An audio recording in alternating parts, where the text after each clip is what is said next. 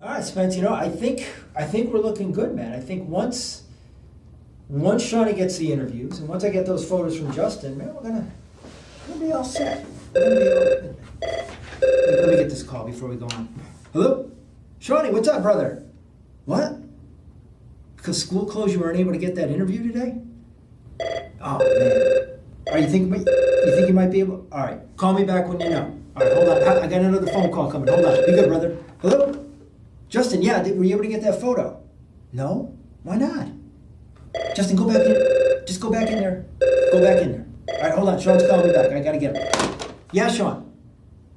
It might not be for a couple more hours yet. Oh, my God, Sean. Oh, my God. This is like an emergency. All right, see what you can do. I got Justin calling me back. Hold on. Yeah, Justin. No, Justin, you got to get... Justin, you got to get that shot. Justin, this is an emergency. I'm going to have to declare an emergency. Hold on, I got another call coming in. Yeah, what? Don't fire? What? Fire? No, what?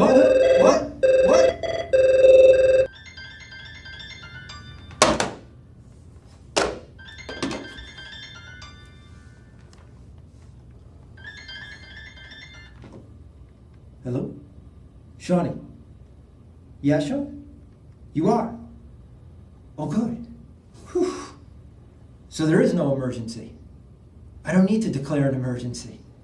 Just this week's Athletes of the Week.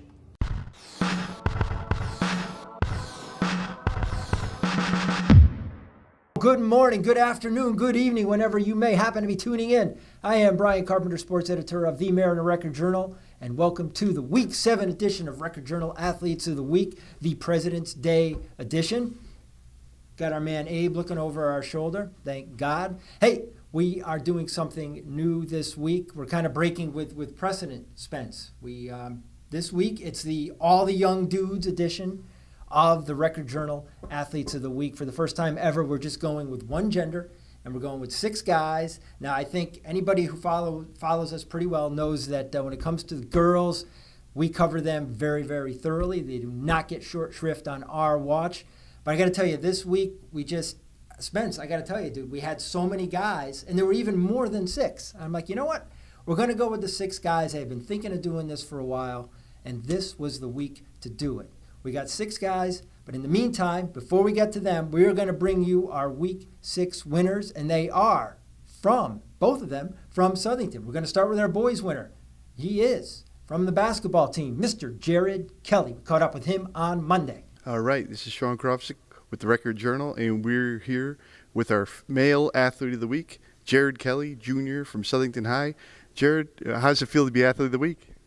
It's pretty cool. It has to do with my teammates, coaches, and all that. Yeah, so it's you guys, the team has had a pretty strong year. You had that big 8-game winning streak. Tell us, what was the big thing going into that winning streak, and how were you guys able to win that many games in a row? I think our defense improved. We started moving the ball more on offense and shooting the ball a lot better. Yeah. And I noticed looking at your stats individually, you've really gotten stronger as the year's gone on, statistically anyway. Do you feel that way about your game and how you played? Yeah, I just think getting more experience helps a lot, and and my teammates are looking for me, and I've been shooting the ball better, but I think a lot of it has to do with experience. Mm-hmm. And, he's had some big performances, 17 against Hall, 24 against Holland, 15 against Avon, 13 South Windsor. Any of those games stick out for you? One of those games you really were feeling it? No, but the most important thing is I'm pretty sure we won all those games, so that's what is most important to me. Thank you, Jared, for taking time to speak with Sean. The Blue Knights will be playing in the CCC tournament starting Thursday night.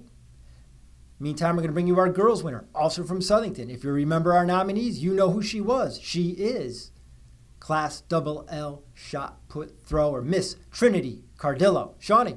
We're at our second Southington stop for our Athlete of the Week, for our Southington Sweep, and we're with another junior at Southington High, Trinity Cardillo. Trinity, congratulations on being Athlete of the Week. Thank you. So you are the Class L champions in shot put. Tell us how that feels. It feels really good. I was going in with a crazy hard mindset, and I just took it easy that day and did my thing, and it was good. Yeah. So all your throws were all worthy of state championship throws, and was it just working for you that day? How were you able to perform so well? It was a really good day. I also had gotten so much practice in, and I had transitioned from the glide last year into the spin this year, so that's kind of like boosted my distance. But I also went in like, I saw someone was going to be in my conference, and they didn't end up showing that day, so I had like this really hard mindset going, and I got there, I felt relaxed, and I just had a good day. Yeah. Did you go in expecting to be the champion? No, I didn't go in expecting to be champion at all. However, I knew that I had a chance, so that's why I like kicked into high gear. I was like, I got this, and I could have thrown farther, but I had like a good consistent day for that day. Yeah. So now that you are champion, what are your expectations from here? How do you go from here now? My expectation this whole season has been to hit 40. It's been something I've been chasing since even last year, and this year it's like actually doable. And I do it all the time in practice. Just gotta put it into a meet setting. Yeah. Yeah. So you're kind of continuing the trend of champions. How much did the girls in the past really push you to be the champion that you are? Well, the girls that were here last year were like my best friends, and they like really showed me like how to be motivated and what I should do to become a champion, and that like they really were my role models, and I'm trying to go just like them. Thank you, Trinity, for speaking to Shawnee and to Spencer. She was up at the Garrison's house, Sydney Garrison, the high jumper for Southington, who also did very well in the postseason meets. I wanted to thank the Garrisons for opening up their homes to my colleagues. Thank you very much. Nice change of pace, Spence. Makes things look a little nice. I also noticed that Trinity did very, very well on camera, and I don't know, I'm a pretty confident guy, but I'm going to tell you something, Spence. Maybe we should bring Trinity in and just have her do the show from now on. Trinity, be on deck. Get ready to throw. In the meantime, I know who the 6 boys are, and we're going to jump right in, and we're going to go right to the wrestling mat because we just had the class tournaments last weekend. We have 2 champions, we had 2 runner-ups, and I thought they're all going to get nominated because they all wrestled very well, not just this past weekend, but throughout the year. All right, let's go with our champs. They were both from Southington at 145 pounds, weighing in at 145. Your Class XXL state champion, he is Mr. Jacob Cardoza, senior captain. Jacob, congratulations to you. He won his championship bout 3-2. Spence, get this. They go into the second period. It's tied 2-2. And Jacob's in the down position. He escapes. You figure, okay, it's early. You're only barely halfway through the bout. But that point turns out to be the winner for Jacob Cardoza, 3-2. He takes his Class XXL title into the State Open this weekend. Congratulations to you, Jacob, and good luck up at the State Open. Likewise to your teammate at 170 pounds, Junior Billy Carr. Hey, Billy Carr, I got to tell you, Spence, going all the way back to football season, he's always been on our radar screen. Billy has been a real good athlete. Football season linebacker, one of the leading tacklers for Southington. I put a little note to myself, you got to nominate Billy Carr for Athlete of the Week. Well, when you win a state championship in wrestling, you're automatic. You're a slam dunk. He won his bout 5-4 against top seed Double L, 170 pounds. And it's a pretty exciting match down the stretch. Billy had a lead. It was very narrow. And what he did is he got a takedown with about 17 seconds to go. It was a big takedown because his opponent reversed him in the closing seconds. But Billy was able to hold on and win 5-4. Congratulations to you, Billy. Glad to have you finally aboard as an Athlete of the Week.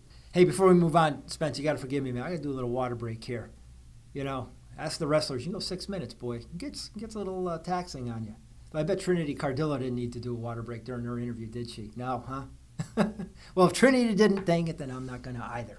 Nor did these guys from our Meriden schools who represented their schools and themselves very, very well at the class wrestling tournaments. We're going to go over to the east side for starters. And this gentleman here, Mr. Nick Debase, 122-pound senior.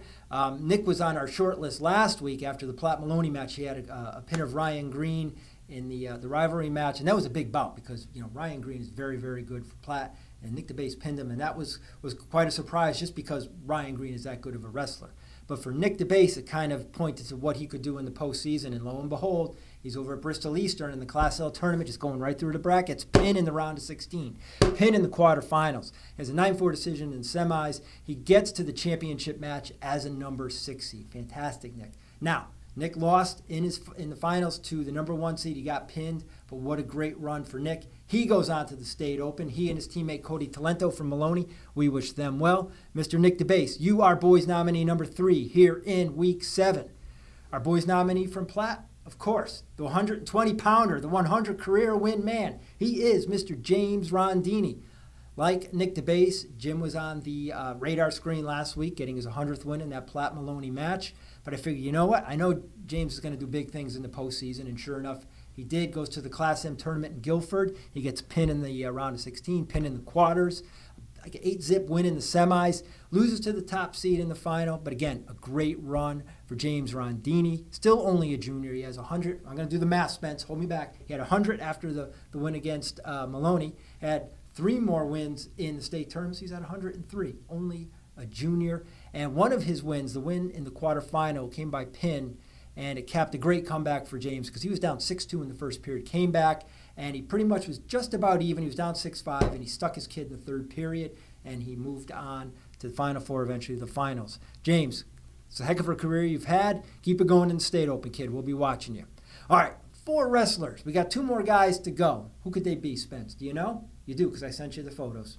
Our first guy from the world of indoor track. He's the guy who's been the hottest of all the dudes. Man, he is Mr. Michael Toppin from Lyman Hall. Now, Michael, he qualified for the State Open in the 300 and the long jump as the anchor of the 4x4. That's a busy day. You know, the SEC meet, he was in all 3 events. At the Class M meet, all 3 events. State Open, all 3 events.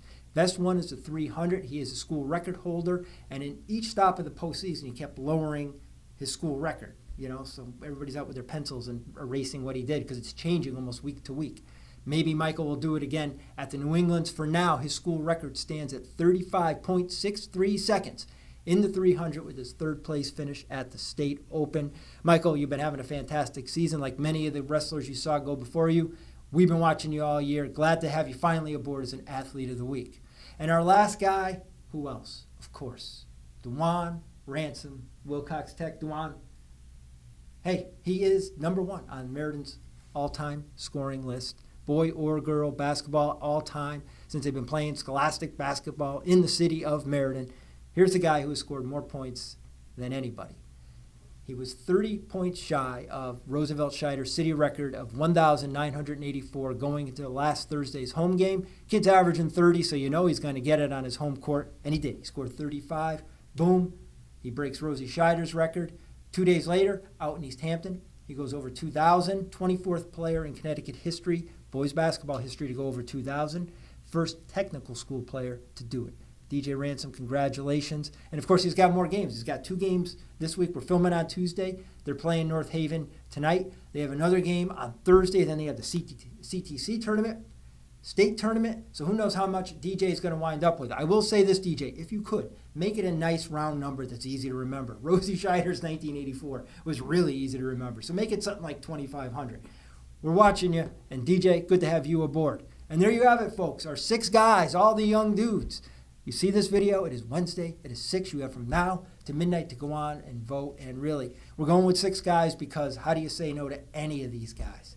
Rondini, Debase, Carr, and Cardoza, Toppin, Ransom. They're all very worthy, and hey, we had to do it. We had to break the precedent and go with the 6 guys. We're going to interview the top 2 winners, and we'll bring them to you next week. For now, I am Brian Carpenter, sports editor of the Record Journal. Thank you very much for tuning in. Be good.